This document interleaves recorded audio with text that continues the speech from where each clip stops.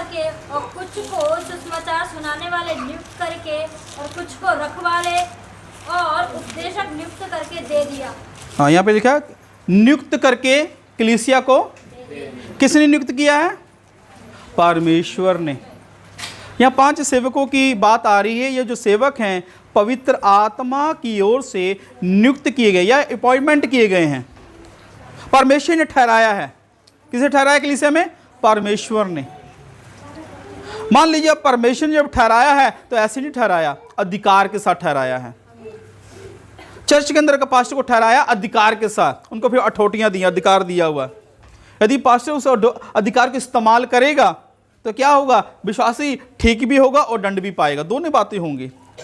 Blessing भी उसके ऊपर आएगी, कलीसिया के ऊपर आशीष भी पाएगा कलीसिया। अगर वो नहीं मानता, अगर सही तरीके से नहीं चलता, उसके ऊपर दंड भी आएगा। ये परमेश्वर का वचन कहता है। और हम यदि आत्मा में उन्नति करना चाहते हैं तो हम एक और वचन के ऊपर ध्यान देना पड़ेगा। हम पढ़ते हैं 1 तीमुथियुस अध्याय 4 उसका 12 वचन।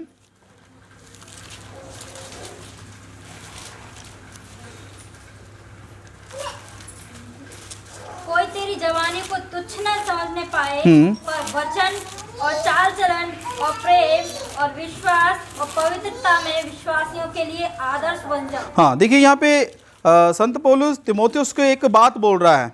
क्या बोलता है? लिखा कोई तेरी जवानी को तुच्छ ना समझने पाए। मेरी बात समझ रहे? कोई तेरी जवानी को तुच्छ ना समझने पाए, वचन चाल चलन और प्रेम और विश्वास और पवित्रता में विश्वासियों के लिए क्या बन जा? आदर्श। पहली बात, हमारे जीवन में पवित्रता ही आनी जरूरी है। क्या आनी चाहिए? परमेश्वर की यदि आप संगति में आ रहे, परमेश्वर की हुजूरी में आ रहे हैं तो आपको पवित्र होकर ही आना पड़ेगा। कैसे? पवित्र। आपको इस पवित्रताई की खोज करनी पड़ेगी, अपने आप को पवित्र करना पड़ेगा। वरदान की बात अलग है। अभी परमेश्वर क्या कहता? पवित्रताई में। प्रभु ने कहा विश्वासियों के लिए क्या बन जा? एक आदर्श बन जा। और लास्ट में लिखा पवित्रताई में। किसमें? पवित्रताई में। हम अपने जीवन में पवित्रताई को लेके आए। बेसिक बात है, जैसे झूठ ना बोलना, व्यभिचार ना करना, ये सबको मालूम है, ये लोगों ने बंद कर दिया। ठीक है, प्रभु धन्यवाद है। और देखिए अपने जीवन में आप क्या किस तरीके से पवित्रताई लेके आ सकते हैं। एक जो व्यक्ति है जब प्रभु के वचन में चल रहा है, विश्वास किया हुआ है, वो जब परमेश्वर के नियमों के अनुसार चलता था, परमेश्वर क्या करता है? उसके जीवन से जो बुरी बातें, जो पाप है, उसके जीवन से खत्म करते जाते हैं परमेश्वर। उसके जीवन से वो पाप की बातें खत्म होती रहती हैं और धीरे धीरे वो व्यक्ति उन्नति करता जाता है। इसलिए हम एक वचन को पढ़ते हैं, तीतुस की पत्री अध्याय 2 उसका 11 वचन।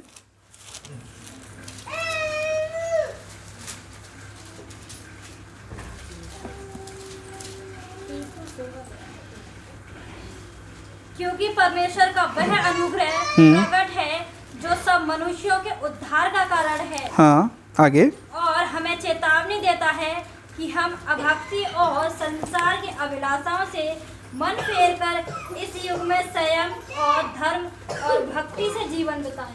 यहाँ प्रभु क्या कहता है? हमें चेतावनी देता है। क्या देता है? हमें चेतावनी देता है कि आप भक्ति और संसारिक अभिलाषाओं से, कौन सी अभिलाषाओं से? संसारिक अभिलाषाओं से मन फेर कर। और आगे यहाँ पे लिखा हुआ है मन फेर कर इस युग में संयम धर्म भक्ति से जीवन बिताएं। किसके साथ? संयम धर्म और भक्ति के साथ क्या बताएं? जीवन बिताएं। यहाँ पे प्रभु का वचन कहता है कि मन फिराना किन बातों से? संसारिक अभिलाषाओं से। कौन सी अभिलाषाओं से? संसारिक। मैंने आपको पहले बोल दिया कि जो बेसिक जो हम पाप को हम गिनती करते हैं, उन पापों को हम दूर कर चुके हैं अपने जीवन में। पर यहाँ पे लिखा है, प्रभु का वचन कहता संसारिक अभिलाषाएं। अब संसारिक अभिलाषाएं भी एक विश्वासी के अंदर हैं। वो क्या अभिलाषाएं हैं? पहली बात क्या आता है कि मुझे बहुत ज़्यादा बरकत चाहिए, मुझे बड़ी ब्लेसिंग चाहिए। क्या चाहिए? मुझे बड़ी ब्लेसिंग चाहिए। वो सोचता है कि मेरा जो घर है बहुत बड़ा होना चाहिए। हाँ, मेरे अकाउंट में कम से कम 10 या 20 हज़ार तो हमेशा होने चाहिए। मेरी बात समझ रहे? संसारिक अभिलाषा। अच्छा घर होना चाहिए, अच्छी नौकरी होनी चाहिए, अच्छा बिजनेस होना चाहिए। संसारिक अभिलाषा, ये किस प्रकार संसारिक अभिलाषा हो जा रही? परमेश्वर भी कहता है कि हमें आशीष देने के लिए, परमेश्वर भी कहता है मैं तुम्हें ब्लेस करूंगा, मैं आशीषित करूंगा। पर ये संसारिक अभिलाषा किस तरीके से हो जाती है? जब एक विश्वासी जब इनके ऊपर मन को टिका देता है, मन को लगा लेता है। मान लीजिए परमेश्वर ने आपको ठहराया है कि आपके पास एक छोटा सा घर रहे और आप सोचे नहीं प्रभु से आप प्रार्थना करें, नहीं प्रभु मुझे बड़ा बंगला चाहिए, ये नहीं हो पाएगा। फिर छोटा घर भी परमेश्वर का है, बड़ा बंगला भी प्रभु का है। अब प्रॉब्लम क्या है? आपको किसके लिए बुलाया? छोटे से घर के लिए बुलाया, आपको उसी में संतोष करना पड़ेगा। बड़ा घर, बड़ा बंगला अगर किसी के लिए हो, किसी और विश्वासी के लिए हो सकता है, उसके लिए होगा। आप चर्च में आ रहे हैं, आप अपना कहते हैं कि प्रभु आपने उसे आशीष दे दिया, वो मुझे मेरी बरकत नहीं दी। ये ठीक नहीं। अब हम एक दूसरे से तुलना करनी शुरू कर देते हैं। हम अपने आशीष को छोड़कर दूसरे की आशीषों को देखना शुरू करते हैं, प्रभु उसको आशीष दे तो मुझे भी दे। यही संसारिक अभिलाषा। जो प्रभु ने आपको दिया है, जिसमें परमेश्वर रखा है, प्रभु को वचन कहता है उसी में क्या धीरज रखें, उसी में धन्यवाद करें। प्रभु तेरा धन्यवाद जिसमें आप हैं, धन्यवाद। और प्रभु की में क्या करें? भक्ति करें, प्रभु की भक्ति करें आप। एक बार एक व्यक्ति, एक भाई मेरे साथ मेरे घर पे आया, हम कहीं जा रहे थे, उसने एक बहुत बड़ा घर देखा। कहता ये घर, ऐसा घर मैंने भी बनाना है। तो मैंने एक बात बोली उस भाई को, मैं कहा ब्रदर आपको मालूम है ये जिसका घर है वो लोग यीशु मसीह को नहीं मानते हैं, वो यीशु मसीह को नहीं मानते हैं। आपको मालूम है जिनका ये घर है वो स्वर्ग में जाने वाले नहीं है। तो ये घर आपको मिल जाए, ऐसा घर आप बना लें, कोई फ़ायदा नहीं है। हाँ, आप विश्वास करें, ठीक है, परमेश्वर की इच्छा के अनुसार प्रार्थना करें, परमेश्वर आपके घर को अच्छा करेगा। बाद में परमेश्वर ने उनके घर को अच्छा भी बना दिया। उनका 2 कमरे थे, ढंग से फर्श भी नहीं था, बड़े परेशानी थी। आज उनका घर अच्छा है, अच्छी टाइलें वगैरह अच्छी लग चुका है, बढ़िया है। आज वो भाई सेवकाई में भी हैं। पर क्या उनके जब चल रहे हैं रास्ते में तो क्या देखा? घर को देखा, ऐसा घर मेरा भी होना चाहिए, ये अभिलाषा है। मोटरसाइकिल में आप चल रहे हैं, आप कार को देख रहे हैं, हाँ ये कार, ऐसी कार मेरे पास भी होनी चाहिए, ये अभिलाषा है। विश्वासी इसी में फंस जाता है, विश्वासी इसी में फंस जाता है। ये अगर हम बोलें परमेश्वर को अपवित्र करने वाली बात है। आप अपने मन को, अपने विश्वास को अपवित्र कर रहे हैं। ये बात आपके विश्वास को कहीं ना कहीं डामाडोल कर रही है। फिर आपका ध्यान क्या होगा? बरकत की ओर ज़्यादा ध्यान हो जाएगा। जो परमेश्वर की बरकत, जो परमेश्वर की इच्छा है वो आपके जीवन नहीं होगी। आपको मालूम है दाऊद एक भेड़ बकरी चराने वाला था, राजा बनाने वाला भी परमेश्वर ही है, हमारा परमेश्वर ही दाऊद को। पर क्या दाऊद को इतना मालूम, दाऊद ने इच्छा नहीं की थी कि मैं राजा बन जाऊंगा, कभी सोचा भी नहीं होगा। तो हमें ऐसी बातों के ऊपर ध्यान ना दें। जिन चीज़ों में परमेश्वर ने हमें रखा, हम उसी में प्रभु का धन्यवाद करें, उसी में ईमानदारी, उसी में पवित्रताई में चलें, तो परमेश्वर अपने आप हमें उठाएगा। जो परमेश्वर को अच्छा लगता है वो बरकत हमें मिल जाएगी, वो आशीष हमें मिल जाएगी, वो परमेश्वर की ठीक है योजना हमारे जीवन पूरी हो जाएगी जो परमेश्वर ठहराई हमारे लिए। पर यदि हम अपनी मनमर्जी के अनुसार आशीषों को प्राप्त करने की कोशिश करेंगे, वो ठीक नहीं है। हो सकता है आसपास में आप ऐसे विश्वासी, ऐसे लोगों को देख रहे होंगे और जिनके कारण आपको ऐसा लगता हो कि मैं तो आशीषित नहीं हूँ, मैं ब्लेस्ड नहीं हूँ, ऐसा आपके मन में विचार आता होगा। पर मैं बोलना चाहता हूँ ये विचार परमेश्वर की ओर से नहीं है। ये आप क्या संसार में देख रहे हैं, इस संसार का एक विचार आपके मन में आ चुका है। यही जो आपका जो इच्छा जो आ चुकी है, यही जो विचार आ चुका है, यही विचार आपको अपवित्र कर रहा है। आप परमेश्वर की प्रेजेंस को, उसकी बुलाहट को, उसकी हुजूरी को आप क्या कर रहे हैं? पहचान नहीं पा रहे हैं। आपको ऐसा नहीं करना। आपको मालूम है एक लाजर, कंगाल लाजर, उसके पास कुछ भी खाने को पीने के लिए नहीं है और फिर भी परमेश्वर के साथ बड़ा ईमानदार है। उसके सामने एक धनी है, सब कुछ है, पर वो नरक में चला जाता है। पर लाजर जो कंगाल है वो स्वर्ग में चला जाता है। आपको मालूम है क्यों? क्योंकि लाजर को अपनी जो दशा थी, जिस हालात में था, वो बड़ा आनंदित था, वो खुश था। वो उसके मन में कोई सवाल नहीं था परमेश्वर के प्रति, कि उसको मालूम प्रभु को धन्यवाद है, जिस भी हालात में प्रभु को धन्यवाद है। अगर वो भी सोचता नहीं परमेश्वर मुझे इस धनी जैसा बना, मुझे धनी जैसा बना, मुझे धनी जैसा बना, तो मैं बोलना चाहता हूँ कहीं ना कहीं उसके जीवन में क्या हो जाता? संसार की बातें आ जाती, संसार की बातें। इसलिए मैं बोलना चाहता हूं, आप संसार को देख कर ना चलें। ठीक है, आपका साथ वाला पड़ोसी ब्लेस हो रहा, आशीष हो रहा, ठीक है, परमेश्वर ने उसके लिए वो बरकत रखी है। अब वो बरकत अपने लिए मांगना ना शुरू करें। आज ऐसा ही है, पाशा जी उसको आशीष मिल गई खुदा की ओर से, मुझे क्यों नहीं आशीष मिल पा रही? पाशा जी उसने तो अपने बिजनेस को डबल कर लिया, तो मेरा तो वही बिजनेस है। पाशा जी मैं तो वहीं पे अभी नौकरी कर रहा हूं, मेरे जीवन में क्यों नहीं? या ऐसा यदि कोई सवाल करने वाला, तो मैं बोलना चाहता हूं, और संसार की इच्छाएं आपके जीवन में आ रही, ये है संसारिक अभिलाषाएं।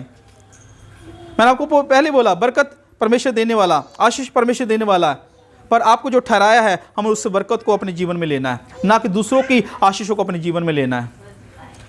जब आप अपनी बरकतों में बने रहेंगे, पवित्र आत्मा को यदि अच्छा लगेगा, पवित्र आत्मा को अगर भाएगा, तो क्या करेगा? आपको उसी बरकत को बढ़ाएगा, उसी में आपको फलवंत कर देगा, उसी में आशीषित कर देगा। मेरी बात समझ रहे हैं? और बहुत से लोग अलग अलग प्रचार कर रहे हैं।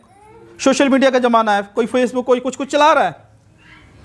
एक समय आया, मुझे पवित्र आत्मा गवाही, मैंने फेसबुक बाकी चीज़ें बंद कर दी। मेरा यूट्यूब सिर्फ एक है, उसमें मैं अपने वीडियो डालता हूँ। मेरा ऑनलाइन कोई भी मैं जो फेसबुक में, इसमें कोई मेरा प्रचार ऐसा कुछ नहीं है, सिर्फ यूट्यूब को छोड़कर। और भी कुछ समय से मैंने डालना शुरू किया, जब टीचिंग देने शुरू की हमने। अब विश्वास करिएगा, जब मैं ऑनलाइन मीटिंग करता था और अब जो मैंने बंद कर दिया, अब मेरी सेवकाई और ज़्यादा बढ़ गई है। मेरी बात समझ रहे? सोशल मीडिया लोग कहते, कई लोगों का सोच है कि सोशल मीडिया में अगर डालेंगे तो हमारा प्रचार, हमारी सेवकाई बढ़ जाएगी। पवित्र आत्मा ने मुझे बोला, इन बातों की ओर ध्यान देने को बंद करना, इसमें नहीं कुछ करना। मैंने बंद कर दिया। मैंने सिर्फ अपना ऑफलाइन ही सेवकाई में रहा। मैं प्रभु को धन्यवाद किया, बहुत से सेवक आज भी मेरे साथ जुड़ रहे हैं। आज भी मैं अलग अलग जगहों पे जाके मीटिंगें कर रहा हूँ। मेरी बात समझिए, आज भी जा रहा हूँ, मैं मीटिंगें कर रहा हूँ। आज भी प्रभु के दास दासियाँ मेरे साथ जुड़ रहे हैं। मैंने एक बात सीखी कि परमेश्वर जिस हालात में मुझे रख रहा है, मैं उसमें धन्यवाद करूं। मैंने धन्यवाद किया, प्रभु तेरा धन्यवाद जिस भी हालात में है, मैं धन्यवाद कर रहा हूं। प्रभु तेरा धन्यवाद। क्या आप ऐसा मन रख कर प्रभु के पीछे चलने वाले हैं? इससे संसार की अभिलाषाओं, संसार की इच्छाओं से अपने आप को हटा दें। जितनी बरकत परमेश्वर ने दी हुई है, उसी में बने रहें। यदि आप ऐसा बने रहेंगे, तो पवित्र आत्मा आपके जीवन में कार्य करेगा। इसलिए प्रभु का वचन कहता है, इस युग में मन फिराकर संयम, धर्म, भक्ति से, क्या करना? संयम, धीरज के साथ इंतजार करें। संयम रखें, कोई बात इंतजार रखें, वेट करें, कोई बात नहीं, इंतजार करना पड़ेगा। अब कुछ लोग पूछें कितना इंतजार करना पड़ेगा? सवाल आएगा ना, पाशी 10 साल हो गए, 5 साल हो गए, 20 साल, कितना इंतजार करें? आपको मालूम है, एक बहन है सुसमाचार में, हनन्या नाम की, वो 84 साल से विधवा। कितने साल से? देख लीजिए कितना इंतजार किया उसने। ना उसका पति, ना उसके बच्चे, कुछ भी नहीं है, सिर्फ परमेश्वर के भवन में प्रार्थना, उपवास कर रही है। संयम, इंतजार, एक दिन मेरा परमेश्वर आएगा, मुझे लेके जाएगा स्वर्ग में। इंतजार, इसकी कोई हद नहीं है, वो परमेश्वर की इच्छा है। कितना देर आपको इसी में बने रहने की जरूरत है? हालेलुया। कई बार ऐसे, जब उस बहन को जब मैंने सुना, मैंने पढ़ा, तो मुझे बड़ा हौसला मिला। मैं कहा प्रभु तेरा धन्यवाद है। आज एक विश्वासी को बड़ी बरकत मिल जाती है, फिर भी वो परमेश्वर की हुजूरी में टिकता नहीं है। हाँ, मैं इस बहन के जीवन में देखता हूँ, इसका सिर्फ अपने पति के साथ 7 साल ही रह चुकी है। कितने साल? उसका विधवा हो चुकी, 84 साल से विधवा है। कितने साल से?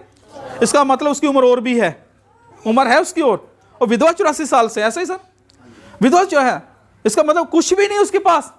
वो खुदा से प्रेम करती है। क्या करती है? खुदा से प्रेम करती है। और संसारिक अभिलाषों को छोड़कर, सब बातों को छोड़कर, और परमेश्वर के भवन में बैठी हुई है, संयम के साथ इंतजार कर रही है, अपनी साल्वेशन के लिए, अपनी मुक्ति के लिए इंतजार कर रही है। क्या आप ऐसा मन करके आप परमेश्वर के पीछे चल सकते हैं? जो परमेश्वर ने आपको ठहराया, जितनी बरकत दी है, क्या उसी में बने रह सकते हैं आप? अब बने रहना सीखें। जब आप सीखेंगे तो आप इस बात से क्या प्रकट करते हैं? आप अपने परमेश्वर को पवित्र करते हैं। फिर आप अपने जीवन को पवित्र कर देंगे। फिर आप, परमेश्वर आपको ब्लेस करेगा। फिर ये पवित्रता ही आ जाती है। कई बार जब हम इन बातों पर ध्यान नहीं देते, हमारे जीवन में अशुद्धता आ जाती है। यही कारण है हमारे जीवन में शुद्धता आने के लिए। इसलिए प्रभु दास कहता है कि संयम और धर्म और भक्ति से हम क्या करें? जीवन बिताएं। यदि हम ऐसा करते हैं तो परमेश्वर कृपा करते हैं। एक और आयत तो हम पढ़ेंगे, पहला तीमुथियुस अध्याय 6, उसका 7 से 10 तक पढ़ेंगे।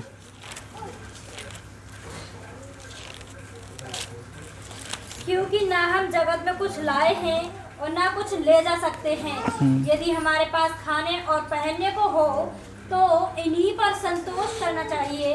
पर जो धनी होना चाहते हैं वे ऐसी परीक्षा और फंदे और बहुत सी व्यर्थ और हानिकारक लालसाओं में फंसते हैं जो मनुष्य को बिगाड़ देती है और विनाश के समुद्र में डुबा देती है। क्योंकि रुपये का लोभ सब प्रकार की बुराइयों की जड़ है, जिसे प्राप्त करने का प्रयत्न करते हुए बहुतों ने विश्वास से भटक कर अपने आप को नाना प्रकार के दुखों से छलनी बना लिया है। हाँ, देखिए ये वचन, इसलिए प्रभु दास क्या कहता, संत पौलुस तीमुथियुस को लेटर में बोल रहा, कहता कि जो प्रभु ने दिया उसी पे क्या करो, संतोष करो। क्या करो जी? संतोष करो।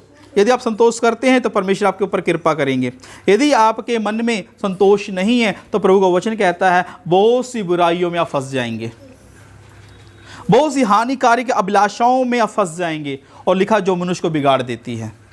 यही बातें, यही इच्छाएं, यही भावनाएं जो एक व्यक्ति के अंदर जब आती हैं वो बिगड़ जाता है। क्या हो जाता है? वो बिगड़ जाता है। अगर सोचिए, वो जब व्यक्ति बिगड़ गया है और चर्च में तो आ रहा है, प्रार्थना तो कर रहा है, हो सकता दान दशमांश भी दे रहा होगा, पर क्या है, अंदर से बिगड़ चुका है।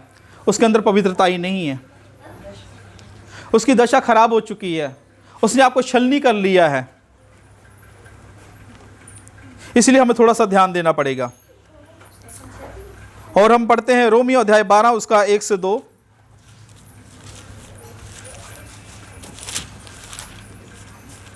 अध्याय 12 उसका 1 से लेकर 2। इसीलिए हे भाइयों, मैं तुमसे परमेश्वर की दया स्मरण दिलाकर विनती करता हूँ कि अपने शरीरों को जीवित और पवित्र आत्मा और परमेश्वर को भावता हुआ बलिदान करके चढ़ाओ। यही तुम्हारी आत्मिक सेवा है। संसार के सदृश न बनो, परंतु तुम्हारे मन के नए हो जाने से तुम्हारा चाल चलन भी बदलता जाए, जिससे तुम परमेश्वर की भली और भावती और सिद्ध इच्छा अनुभव से मालूम करते रहो। हाँ, यहाँ पे प्रभु दास कहता है, इसलिए हे भाइयों, मैं तुमसे परमेश्वर की दया स्मरण दिलाकर विनती करता हूँ कि अपने शरीरों को जीवित और पवित्र और परमेश्वर को भाता हुआ बलिदान करके चढ़ाओ। क्या करना? भाता हुआ बलिदान। क्या चढ़ाना? अपने शरीर को। अपने इस शरीर का मतलब सब कुछ आ गया, अपने ठीक, अपनी इच्छा, अपने ख्याल, अपनी जरूरत सब उसी में आ गया। इससे जरूरत भी आ गई आपकी, सब कुछ हो गया है। यदि आपकी जरूरत नहीं पूरी हो रही है, अब नाराज ना हो परमेश्वर से, खुश रहें, आनंदित रहें। प्रभु को धन्यवाद, कोई बात नहीं प्रभु, ये मेरे लिए नहीं है, ये मेरे लिए नहीं है, मेरे लिए नहीं है। मान लीजिए मेरे पास एक सिंपल सा मोबाइल है और मैं बोलता प्रभु नहीं, मुझे आईफोन चाहिए। अब प्रभु आईफोन जब परमेश्वर ने ठहराया नहीं मेरे लिए तो मैं क्यों लूँ? मेरी बात समझ रहे? अब बहुत से लोग ऐसे ही हैं, नहीं एक बड़ा फ़ोन होना चाहिए मेरे पास, आईफोन होना चाहिए, या 20,000 का 25,000 का फ़ोन होना चाहिए। मेरी बात समझ रहे? यही तो बात है, यही चीज़ें तो हमें फंसाती हैं। देखिए परमेश्वर ने कौन सी बरकत के लिए हमें ठहराया, उस बरकत में बने रहें। ठीक है, प्रभु धन्यवाद है। यदि किसी सेवक के पास आईफोन है, प्रभु धन्यवाद है, परमेश्वर ने उसको दिया, प्रभु धन्यवाद, वो इस योग है, परमेश्वर को मालूम है इसको देना चाहिए। एक समय था मेरे पास कीपैड का मोबाइल था, कीपैड वाला, ये था ही टच वाला, तो मैंने प्रभु को धन्यवाद किया। मैं कहा प्रभु धन्यवाद, बहुत से लोगों के पास टच वाले मोबाइल थे, मैं प्रभु को धन्यवाद किया। मैं कहा प्रभु को धन्यवाद, जिसमें प्रभु रखा प्रभु को धन्यवाद है। तो प्रभु धन्यवाद। एक प्रभु के दास का मलेशिया में मुझे फ़ोन आया, कहता पास्टर जी मैं आपको एक फ़ोन देना चाहता हूँ। उन्होंने मुझे फ़ोन खरीद के दिया फिर एक। हालेलुया। मैं प्रभु को धन्यवाद किया, मैंने फ़ोन ले लिया, प्रभु को धन्यवाद किया। ये मेरा फ़ोन थोड़ा बीच बीच में गड़बड़ी करता है, थोड़ा ख़राब करता है, तो मैं प्रार्थना किया प्रभु मेरा फ़ोन ख़राब हो रहा है। एक फ़ोन आया मुझे, एक ब्रदर ने मुझे फ़ोन किया ग्रीस से, कहता पास्टर जी नया फ़ोन कितने का आ जाएगा? 25,000 30,000 कितने का आएगा? मैं कहा मेरे जो मैं यूज़ करता हूँ वो 15,000 या 12,000 तक आएगा। कितने का? वो कितना बोल रहा? 25-30,000 भेजने के लिए तैयार है। मैंने क्या बोला? मैं कहा नहीं ब्रदर, जो मैं इस्तेमाल करता हूँ 12-15,000 बहुत है मेरे लिए।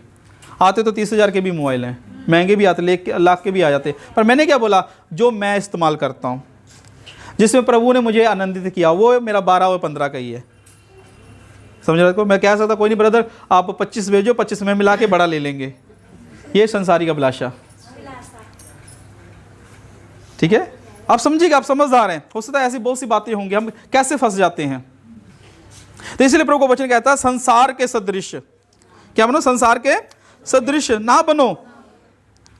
और लिखा है परंतु तुम्हारे मन के नए हो जाने से तुम्हारा चाल चलन भी बदलता जाए। चाल चलन, अब हमारा जीवन बदलना चाहिए, बदलना चाहिए, बदलना चाहिए।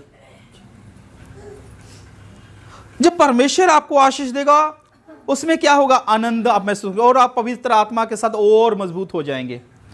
क्या हो जाएंगे? पवित्र आत्मा के साथ आप और मजबूत हो जाएंगे। परमेश्वर करने वाला है। तो जब आप समझ के साथ जब परमेश्वर के पीछे चलेंगे, परमेश्वर की बड़ी दया आपके जीवन में हो जाएगी, बड़ी कृपा हो जाएगी आपके जीवन में। इसलिए प्रभु का वचन कहता है कि संसार के जैसा संसार चलता है वैसा आप ना चलें, आप ना चलें संसार की तरह। जिसमें परमेश्वर ठहरा है उसी में बने रहें। और यहां पे लिखा है इस संसार के सदृश ना बनो, तुम्हारे मन के नए हो जाने से तुम्हारा चाल चलन भी बदलता जाए, जिससे तुम परमेश्वर की भली भांति और सिद्ध इच्छा को अनुभव से मालूम करो। किससे? अनुभव से। प्रभु की इच्छा कैसे होगी? जब आप चलेंगे, जब आप चलेंगे उसकी इच्छा कौन सा, तब परमेश्वर की इच्छा आपके ऊपर प्रकट होगी। तब पवित्र आत्मा बोलेगा मेरी इच्छा ये है। जैसे परमेश्वर ने पतरस के द्वारा 7 सुनाम लड़कों को चुना, वो अच्छे प्रार्थना करने वाले लड़के थे। सेवकों ने चुना और पतरस के पास लेके आए, उन्होंने हाथ रखा और उस कार्य के लिए ठहरा दिया ताकि वो कार्य को करें। परमेश्वर ने ठहराया।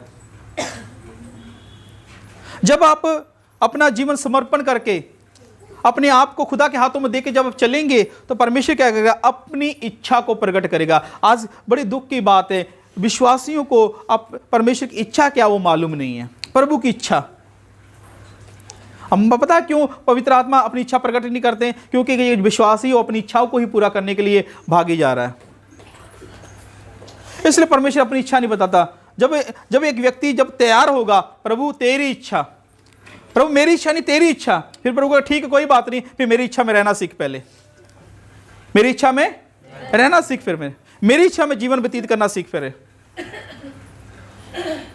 मैंने 2009 में सेवकाई शुरू की और काफ़ी मैं गरीबी बड़ी तंगी में मैंने सेवकाई की, बहुत ज़्यादा तंगी में की। प्रभु के दास पाशा गुस्सेवी जी मेरे साथ, इनको मालूम है मेरा जो सेवकाई का सफ़र, बहुत ज़्यादा स्ट्रगल, बहुत ज़्यादा स्ट्रगल में, बहुत ज़्यादा तंगी में। यहाँ तक कई बार ऐसे भी हो जाता था खाना खाने के लिए हमारे पास पैसे नहीं होते थे। कई बार मैं अपने बच्चों का दवाई लेने के बाद मेरे पास पैसे नहीं, और प्रार्थना करते मेरे बच्चे ऐसे ठीक हो जाते थे। बड़ा तंगी, बड़ी परेशानी में। उस समय में भी परमेश्वर की इच्छा कौन सा चलने की कोशिश की। नहीं प्रभु तेरा वचन कहता है, प्रभु तेरा वचन कहता है कि हम तेरी इच्छा के अनुसार चलें।